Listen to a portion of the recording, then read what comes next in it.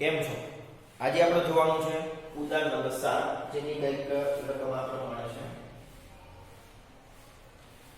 આપણે સાદા લોલકના દોલનનો આવર્તકાળનું માપન કરીએ છીએ. હવે આજે કાલે આપણે એક્ઝામ જે થિયરી આપણે જોઈ હતી, રાઈટ, અને સાઈડમાં થોડો એવો આપણા પ્રમાણે કિંમતો લઈને નિરપેક્ષ, સરેરાશ નિરપેક્ષ અને સાપેક્ષ, લાસ્ટમાં પ્રતિશત ત્રુટિ આપણે મેળવી હતા. આજે આપણે જોવાનું છે ઉદાહરણ નંબર 7 માં જે કિંમતો આપેલી છે, જે લોલક, રાઈટ, લોલક કોને કહેવાય છે?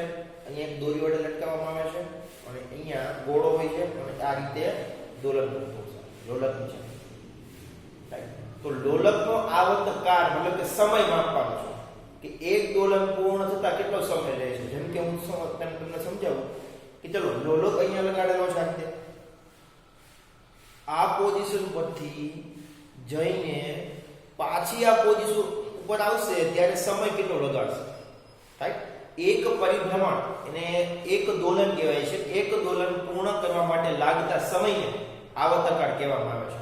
તો આવર્તકાળ જે છે અહીંયા 5 આવર્તકાળ આપેલા છે. તો રકમ આપણે ફરી વખત વાંચી લઈએ કે આપણે સાદા લોલકના દોલનના આવર્તકાળનું માપન કરીએ છીએ, જેમાં ક્રમિક અવલોકનના આપણે 5 વખત એનું અવલોકન કરવાનું છે. એક વખત મૂકવાનું છે ત્યારે અહીંથી જઈને અહીંયા આવશે ત્યારે 2.63 સેકન્ડ લાગે છે. બીજી વખત તમે એનો એ જ પ્રેક્ટિકલ કરો છો ત્યારે 2.65 આવે છે, 56 આવે છે, એના પછી 2.42 આવે છે, એના પછી 2.71 આવે છે, એના પછી 2.80 આવે છે. કહેવાનો મીનિંગ એ છે કે તમે દર વખતે કંઈ ને કંઈ તમે ચેન્જીસ અહીંયા જોઈ શકો. 1 2 3 4 અને 5, તો 5 વખત ચેન્જીસ તમે જે જોઈ શકો છો એના ઉપરથી ખબર પડશે કે આપણી પાસે કોઈ પર્ટિક્યુલર કિંમત નથી મળતી. આપણે 5 જવાબો જુદા જુદા મળે છે, પણ આપણે તો જવાબ એક જ જોઈએ છે. અને એમાં પાછું એ લોકો જે પ્રશ્ન પૂછેલો છે તો અવલોકનમાં ઉદ્ભવતી નિરપેક્ષ ત્રુટિ, જે આપણે નિરપેક્ષ ત્રુટિ મેળવીએ એ મેળવવાની છે આપણે 5 ની. એના પછી તો કે સાપેક્ષ ત્રુટિ, તો કે સાપેક્ષ ત્રુટિ આપણે અહીંયા મેળવતા હતા, સાપેક્ષ ત્રુટિ અહીંયા. એના પછી તો કે પ્રતિશત ત્રુટિની ગણતરી કરો, કેટલા ટકા ત્રુટિ છે લાસ્ટમાં આપણે જોઈ હતી, તો એની પણ ગણતરી કરવાની છે. તો બધી વસ્તુને સાથે લઈને ચાલુ તો અહીંયા તમારી પાસે જે કાલનો ટોપિક હતો એના બેઝ ઉપરનો આજનો દાખલો છે, રાઈટ. તો આજે આપણે સૌપ્રથમ યાદ હોય તમને નિરપેક્ષ ત્રુટિ ક્યારે મળશે કે જ્યારે તમને સરેરાશ ત્રુટિ મળશે ને ત્યારે. હું અહીંયા સરેરાશ નિરપેક્ષ ત્રુટિની વાત નથી કરતો, હું અહીંયા વાત કરું છું સરેરાશ, રાઈટ. કે તમારી પાસે અહીંયા 5 જવાબો છે, તો 5 જવાબમાંથી તમારી પાસે સરેરાશ કઈ કિંમત સાચી છે. આપણે ખબર છે કે ભાઈ આ કિંમત છે સાચું મૂલ્ય આ છે, 3.6 ને સાચું મૂલ્ય કહેવામાં આવે. શા માટે? કારણ કે એનો આપણે સરેરાશ લેતા હતા. આ એટલા માટે જ મેં અહીંયા આ ડિવિઝન રાખેલું છે જેથી કરીને તમને નવું ન લાગે, રાઈટ. જેમ કે આંકડાકીય માહિતી જેવી અહીંયા છે તેવી જ આંકડાકીય માહિતીઓ અહીંયા છે, પણ કંઈક ને કંઈક જુદી છે. તો ચાલો અહીંયા આપણે લખવું પડશે પહેલો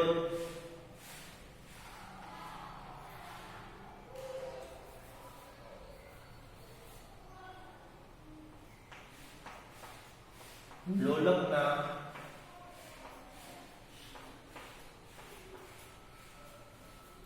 દોલનનો સરેરાશ આવર્તકાળ.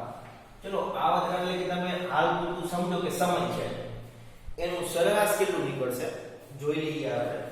તો અહીંયા આપણે a min કહેતા હતા, અહીંયા આપણે કહીશું t min. t min એટલે કે આવર્તકાળનો તફાવત, સમયનો તફાવત, ટાઈમનો તફાવત એમ તમે બોલી શકો છો, રાઈટ. પછી બધાનો સરવાળો કરવાનો છે. ચાલો કરીએ. અહીંયા 2.63 પ્લસ 2.56 પ્લસ 2.42 પ્લસ 2.71 પ્લસ 2.80. તો કે આ 5 કિંમતો છે, બધાનો સરવાળો કરો, છેદમાં મૂકવાના 5 આપણે અહીંયા. ઓકે. તો હવે હું અહીંયા ગણતરીમાં નહીં જાઉં, ડાયરેક્ટ હું અહીંયા જોઈ લઉં છું કેટલી સેકન્ડ આવે છે. અહીંયા આવે 2.62 સેકન્ડ આવે છે. કુલ મળી તમે એને ડિવિઝન કરજો તો તમને મળશે 2.62 મળશે. તો આ વસ્તુ કેલ્ક્યુલેટરમાં કરવાનું છે. 2.62 સેકન્ડ થશે. આ સેકન્ડ છે અને અહીંયા 5 છે, યાદ રાખજો સેકન્ડ છે. ઓકે, અને આ તમને મળશે ટી મીન. ટી મીન મતલબ કે સરેરાશ આવર્તકાળ. મીન એટલે કે સરેરાશ અને ટી એટલે કે આવર્તકાળ. સરેરાશ આવર્તકાળનું તમને અહીંયા કિંમત મળી ગઈ છે. આપણે એ પણ જાણકારી હોવી જોઈએ કે નિરપેક્ષ ત્રુટિ ક્યારે મળશે, કે જ્યારે તમને સરેરાશ આવર્તકાળ મળશે ત્યારે મળશે. રાઈટ? તો ચલો હવે આપણે પ્રસ્થાન કરીએ આપણે નિરપેક્ષ ત્રુટિ. તો પહેલો ડિવિઝન આવશે અહીંયા નિરપેક્ષ ત્રુટિનો. નિરપેક્ષ ત્રુટિ. ચલો નિરપેક્ષ ત્રુટિ આવશે ત્યારે આપણે એક વસ્તુ કન્ફર્મ છે કે બધી જ કિંમતો બાદ કરી, મતલબ કે સાચો મૂલ્ય જે છે એમાંથી આપણે એક પર્સનલ કિંમત બાદ કરી. કે સાચું જે સરેરાશ મૂલ્ય જે છે એમાંથી વ્યક્તિગત અવલોકન તમને જે કિંમતો મળે છે એનો તફાવત, એની તમે બાદબાકી કરવાની છે. હા, રાઈટ? તો અહીંયા મારી પાસે મિત્રો શું છે, તો કે અહીંયા મારી પાસે 2.65 છે, એનો બોક્સ કરી દેતા હું આ આપણે મળશે સરેરાશ મળશે. ઓકે, તો ટી મીન છે એ સરેરાશ છે. હવે અહીંયાથી આગળ જવાનું છે તો નિરપેક્ષ ત્રુટિમાં આપણે શું કરીએ છીએ કે પર્સનલ કિંમત બાદ કરો. રાઈટ? તો ચલો જોઈએ અહીંયા. તો નિરપેક્ષ ત્રુટિની જે સંજ્ઞાત્મક માહિતી છે એ છે ડેલ્ટા. ડેલ્ટા A1 અહીંયા હતી, તો અહીંયા મારી પાસે સમયની વાત કરતો હોઉં તો અહીંયા મારી પાસે ડેલ્ટા T1 આવશે. તો હું અહીં લખીશ કે ડેલ્ટા T1. ડેલ્ટા T1 નો મતલબ એવો થશે મિત્રો કે પહેલી ત્રુટિ જે છે નિરપેક્ષ ત્રુટિ કોને કહેવાય છે, એટલે કે સાચું મૂલ્ય જે છે, રાઈટ, જે સરેરાશ મૂલ્ય છે એમાંથી જે અવલોકન મૂલ્ય છે એ તમે બાદ કરો, તફાવત તમે કરશો ત્યારે તમને પહેલું મળશે, બીજું મળશે, ત્રીજું, ચોથું અને પાંચમું મળશે. ચાલો જોઈએ ડેલ્ટા T1 ઇક્વલ ટુ, હવે આપણી પાસે 2.0 એ આની વાત. તો આપણી પાસે અહીંયા 2 કેટલા છે, 2.63 છે. 2.63 માઈનસ ના સાચું મૂલ્ય છે, એટલે કે સરેરાશ મૂલ્ય છે અહીંયા. આ બંનેની બાદબાકી. કેવી રીતે મિત્રો કે અહીંયા બધામાં તમે કરતા જશો તો એક કિંમતમાંથી બાદ, બીજી કિંમતમાંથી બાદ, ત્રીજીમાંથી બાદ, ચોથીમાંથી બાદ અને પાંચમીમાંથી બાદ. તો બધામાંથી તમારે બાદબાકી કરવાની. ચલો જોઈએ. અહીંયા આવશે 2.62 આવશે, સોરી 65 આવશે, -2.62 ડેલ્ટા T3 મતલબ જે નિરપેક્ષ ત્રુટિ ત્રીજા નંબરની, તો એની કિંમત જે છે અહીંયા છે 2.42 છે. 2.42 માઈનસ 2.62 છે અહીંયા. ડેલ્ટા T4 છે અહીંયા. એની કિંમત છે 2.71 છે મિત્રો. અને એની કિંમત પણ 2.62 માંથી જ બાદ કરવાની છે. ડેલ્ટા T5 પાંચમા નંબરનો આવર્તકાળ છે સરેરાશ નિરપેક્ષ ત્રુટિનો, એની કિંમત છે અહીંયા 2.80 છે. અને એને પણ તમારે 2.62 થી માંથી બાદ કરવાનું છે. ચલો તો કિંમતો કેટલી મળશે આપણે ખબર, કોઈ બી કિંમત આવે આપણે અહીંયા પ્લસમાં મળતી હોય તો માઈનસમાં પણ મળતી હોય, પણ આપણે જ્યારે અહીંયા સરેરાશ નિરપેક્ષ ત્રુટિની વાત કરશું ત્યારે અહીંયા આપણે પ્લસમાં લઈ લેશું. આપણે તો બુક્સ પ્રમાણે જોવા જઈએ તો બુક્સ પ્રમાણે તો ડાયરેક્ટ એ લોકો પ્લસમાં જ આપેલું છે.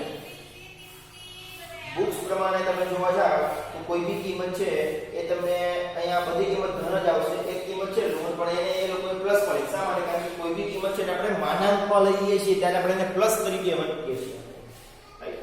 તો 2.62 માંથી -2.62 કરો એટલે તમને અહીંયા કિંમત મળશે 0.01 સેકન્ડ.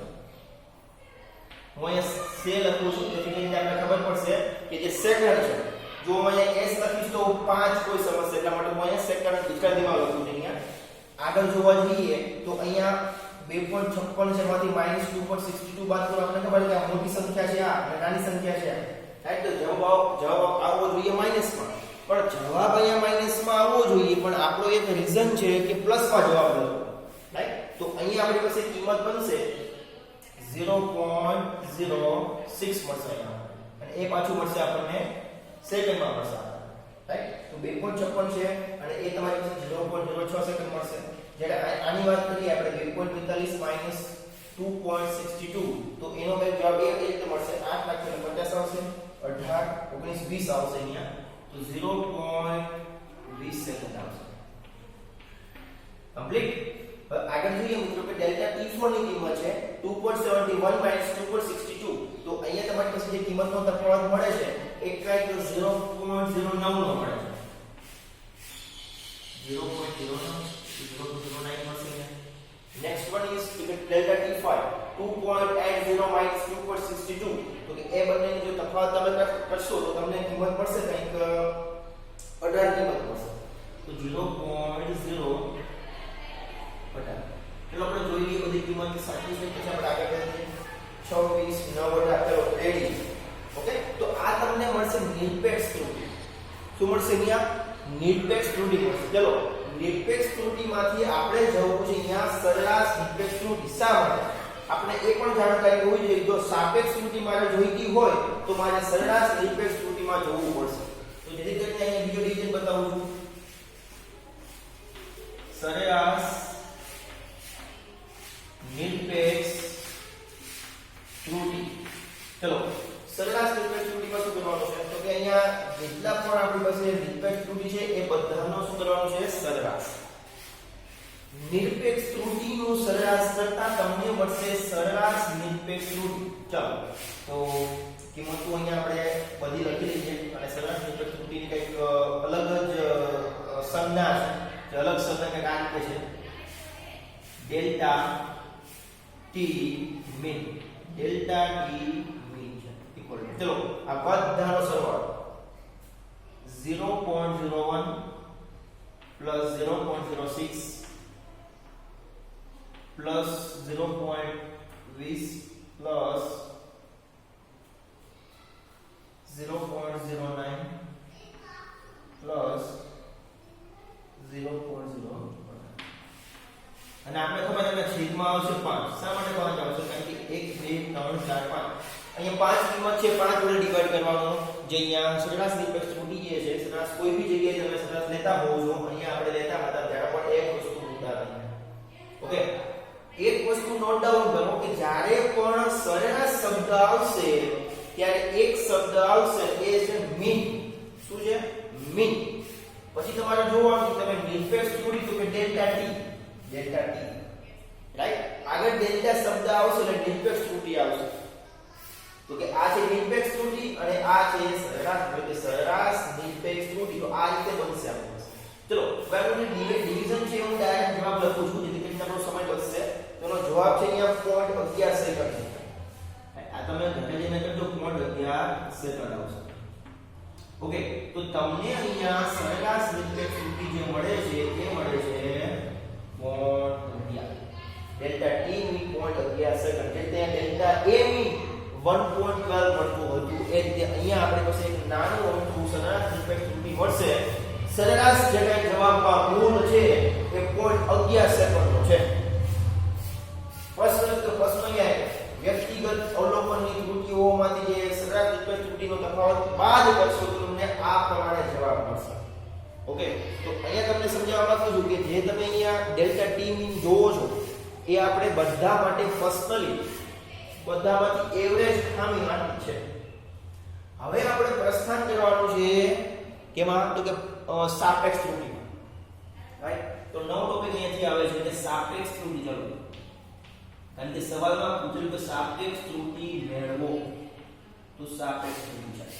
ચલો સાપેક્ષ ત્રુટિમાં જતા પહેલા એક ડિવિઝન એવું આવે છે કે એ બંનેને કોમ્બાઈન કરીને આપણે લખવું. કોમ્બાઈનનો મતલબ આનો એવો છે કે તમારી પાસે સરેરાશ ત્રુટિ અને સરેરાશ નિરપેક્ષ ત્રુટિ એ બંને વચ્ચેનું ડિવિઝનનું સ્કેલમાં કઈ રીતે થાય તો તમને એક કાઉન્સમાં બતાવી આપું છું અહીંયા કે અહીંયા છે ભાઈ પછી 2.62 પ્લસ ઓર માઈનસ 0.11. આ વસ્તુ સમજાવે છે તમને. આ વસ્તુ એ સમજાવે છે કે 2.62 પ્લસ 0.11 ધ્યાનથી મારી વાત સાંભળો. તો 2.62 એક વખત પ્લસ નો 0.11 તો એપ્રોક્સિમેટલી કિંમત કેટલી આવશે તો 2.73 આવશે. 2.73 આવશે અને જ્યારે તમે 2.62 માઈનસ 0.11 કરશો ત્યારે તમારી પાસે કિંમત આવશે એક વખત આવશે 2. ચલો હું તમને બતાવી દઉં છું જેથી કરીને પ્રોબ્લેમ ન પડે. ચલો એક વખત પ્લસ નો એક વખત માઈનસ નો. એ તમને સમજાવે છે કે આ ત્રુટિઓ કઈ બે કિંમતની વચ્ચે હશે. લખી લઈએ અહીંયા બ્રેકેટમાં 2.62 પ્લસ 0.11 એક વખત માઈનસ છે 0.11 તો આ બંનેનો સરવાળો કરો તો મળશે તમને 2.73 સેકન્ડ મળશે એક વખત અને બીજી વખત મળશે તમને 2. હજો આ 0.11 છે એમાંથી બાદ તો અહીંયા આવશે 51 આવશે કેટલા આવશે અહીંયા 51 સેકન્ડ આવશે તો આ સમજાવે છે કે તમારી જે કિંમત જે છે આ બંનેની વચ્ચે છે 2.51 થી લઈને 2.73 મતલબ કે કિંમતની વચ્ચે કે આ પ્રમાણેની બંને વચ્ચેની ત્રુટીઓ તમને મળે કે 0.11 તમે એડ કરશો ત્યારે તો આ બંને કમ્બાઈન લખવું હોય તો મને આ રીતે લખી શકાય છે 2.62 પ્લસ ઓર માઈનસ 0.11 હવે વાત કરીએ સાપેક્ષ ત્રુટિની સાપેક્ષ ત્રુટિ કોને કહેશું કે સાપેક્ષ ત્રુટિ અહીંયા 1.12 એટલે કે આ છે સરેરાશ નિરપેક્ષ ત્રુટિ ધ્યાનથી વાત સાંભળજો સરેરાશ નિરપેક્ષ ત્રુટિ અને જે આપણે સરેરાશ ત્રુટિ છે એ બંનેનો ગુણોત્તર કરવાથી મળશે મતલબ કે આ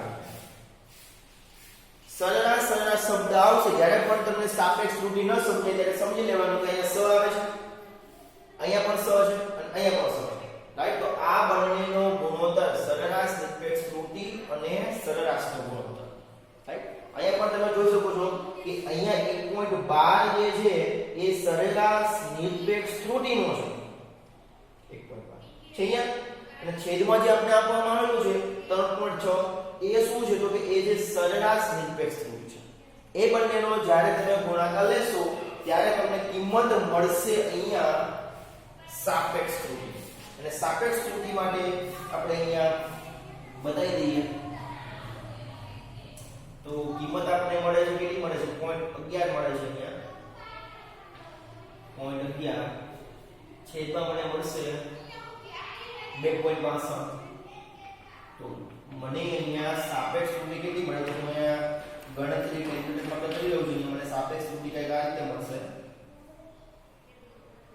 0.11 ડિવાઇડ 2.62 તો મને અહીંયા કિંમત મળશે 0.04 હજુ પણ કિંમત મળશે પણ આજે આપણું 0.04 મને કિંમત મળશે અહીંયા તો આ મારી પાસે છે એ સાપેક્ષ ત્રુટિ છે કઈ અહીંયા એ મારી પાસે સાપેક્ષ ત્રુટિ છે